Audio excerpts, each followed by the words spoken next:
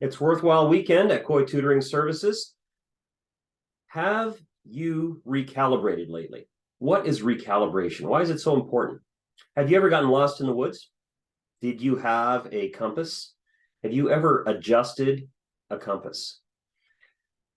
The accuracy of a compass can determine whether you are lost or whether you can get yourself back to where you started.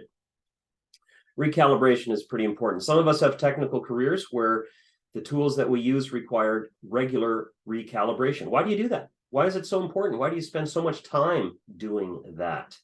Why do we adjust our watches to make sure that they're on track? Why is that so important? Why is recalibration and synchronization important in our lives? So let's look at it from the point of view of a student, okay?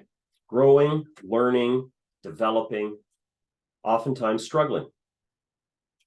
Your child may be struggling with a certain subject or a certain narrative that seems to be preventing them from overcoming obstacles. Okay, what do we do when we face an obstacle?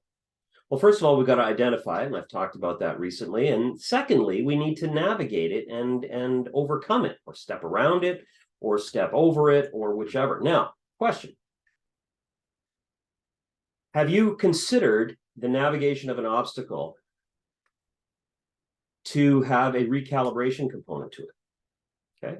Some learners really struggle with the same stuck thinking, okay, that obstacle thinking.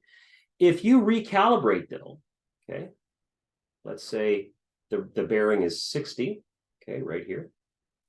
What happens if you recalibrate even a half a degree or several degrees? You know what's going to happen. You know that on the other end of that, the trajectory is completely different.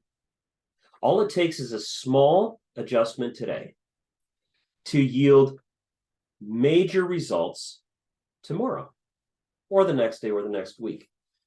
So please, if you are in a situation where you are searching for tutoring services, please start by having a talk with your child, with the learner in your home, about the concept of recalibration. Because many people are stuck at all ages in terms of not being able to learn, not being able to overcome, and you can apply this to obstacles in any aspect of life, because they haven't grasped this simple concept of recalibrating. Okay, look at this. You just move 1 point, and the destination is different. So the challenge for young people, the challenge for children who struggle and who need that extra help, is to first be acquainted with the concept of recalibrating. Okay. Now, what needs to be recalibrated? That's a very important question. This is just a different take on, a different angle on the concept of navigating obstacles. Well, what is in need of recalibrating? Perhaps it's the concept that has sunken so deep into a frustrated learner's subconscious: I can't do math. Okay. Now, how do you recalibrate that? Well, you go back and you see, hang on, I actually can do math. How can I verify that I know that I can do math? Okay, what's 1 plus 1? Well, I know that. That's 2. Okay. What's 2 times 3? 6. So you know that. So guess what? You can do math. Yeah, but I don't understand this algebra. Yeah, I don't understand, graphs, and I don't understand algebraic equations, and I can't figure out what on earth integers are. Okay, that's fine. Though that's step 9, step 10.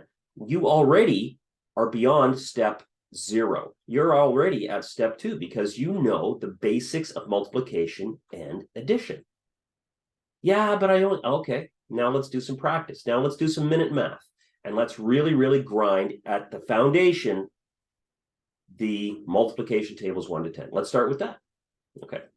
So then what we see, because what we've done there is we have moved from the 60, okay, in our narrative, okay, we've moved from the 60 to a 62. I can't do math. I can do math. 1 plus 1, 2 times 3. Okay. And then what we discover as we go down that new trajectory with practice, with going back to the basics, right? We learn that we can learn a little bit more, and we can become a little more good at math.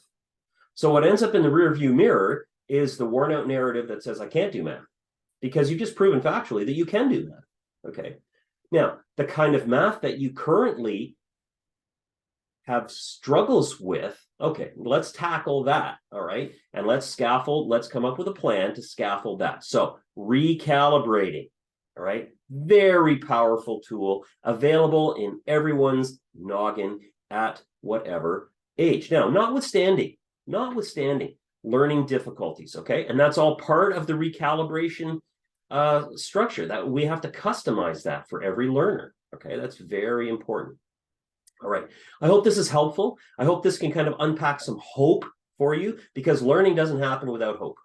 Right? It's like, I can't do this. I can't do this. And then we spend most of the energy, and think about the clutter in your brain right at this moment. If you are a student who's struggling in a subject, it might be writing a grade 12 essay. It might be, grade 4 math. It might be spelling. It might be, something else. You might be in second year university, and you don't know how to write a paragraph because this and that and the next thing. It's like, okay, let's start by seeing where you're at. Okay, you're at a 60. You're at a 60 in your calibration, in your compass setting, in your compass direction. Okay, and that currently says in second year college, university, or grade 7 or grade 9, wherever, I can't do, and then you fill in the blank. Okay, now if we move that needle. Okay. Wait, I can write a sentence. Okay. I can write a paragraph if I'm shown these prompts. Okay. Statement, 3 examples, conclusion. Okay. If I'm shown a prompt, wow, I honestly thought I couldn't write a paragraph, and now I can. Wow.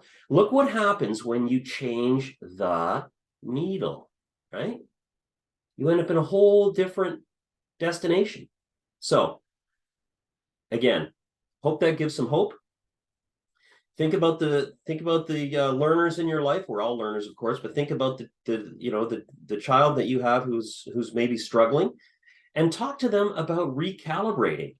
All right. Now all of us need a reason to recalibrate. Okay, because the pattern of learned failure tends to just kind of get us stuck. And then, frankly, we don't really have to do anything because we're just kind of stuck. No, I can't do math. No, I can't do science. I can't figure out chemistry.